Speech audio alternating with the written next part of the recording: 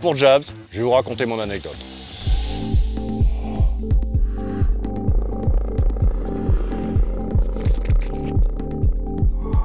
Bonjour, je suis Fabrice Arose, instructeur paramoteur sur la base ULM de Luquette.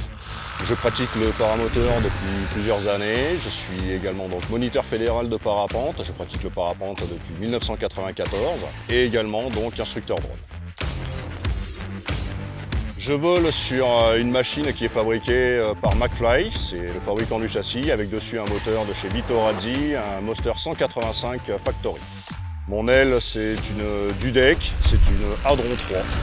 C'est une aile qui vole à peu près à 80 km/h. Mon anecdote, c'était au mois d'octobre l'année dernière, environ de 10 ou 11 heures. On est parti en vol avec une élève, chacun avec sa machine, et je lui ai fait une initiation à la navigation. Donc la première partie s'est très bien passée et tout, elle suivait correctement, elle est arrivée à trouver ses points.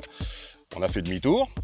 Et elle était donc sur mon arrière gauche, donc de temps en temps, hop, je mettais un petit peu de virage à gauche, histoire de vérifier qu'elle était toujours là.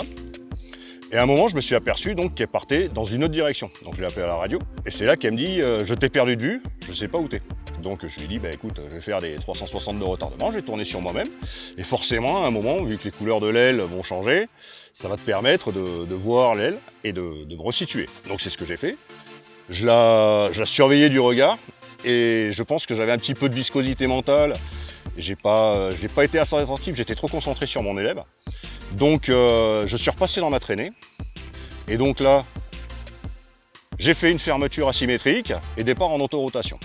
Alors là, l'asymétrique en définitive, c'est la moitié de l'aile qui part, comme ça. Donc tu pars en autorotation. Voilà, et tu as le bout d'aile qui vient se coincer dans les suspentes, donc tu restes bloqué en autorotation. Donc là, la solution, c'est contre, si tu peux contrer, un peu de commande, et tu viens choper donc, ce qu'on appelle les A', les oreilles, et tu tires dessus à grands coups comme ça pour essayer de décravater. Donc pour sortir d'un incident de vol comme ça, il a fallu passer l'effet de sidération. Et l'effet de sidération, en définitive, de suite, ça m'est revenu, ce qu'on m'avait enseigné un petit peu quand j'ai commencé à pratiquer. Donc c'est de systématiquement verbaliser l'incident. Et là, ça a été donc asyme droite contre sellette gauche. J'ai fait plus court quand je l'ai verbalisé, ça a été asyme contre à gauche. Et ça permet vraiment de sortir de cet effet de sidération. Derrière, ça s'est réouvert, pas de problème, j'ai pu décravater. On a pu repartir en vol, récupérer mon élève et venir se poser. Et tout s'est bien terminé. Une fermeture, ça arrive à tout le monde. Dès qu'on commence à vouloir agrandir un petit peu son domaine de vol, dès qu'on commence à vouloir voler dans d'autres conditions, faut savoir que ça peut arriver.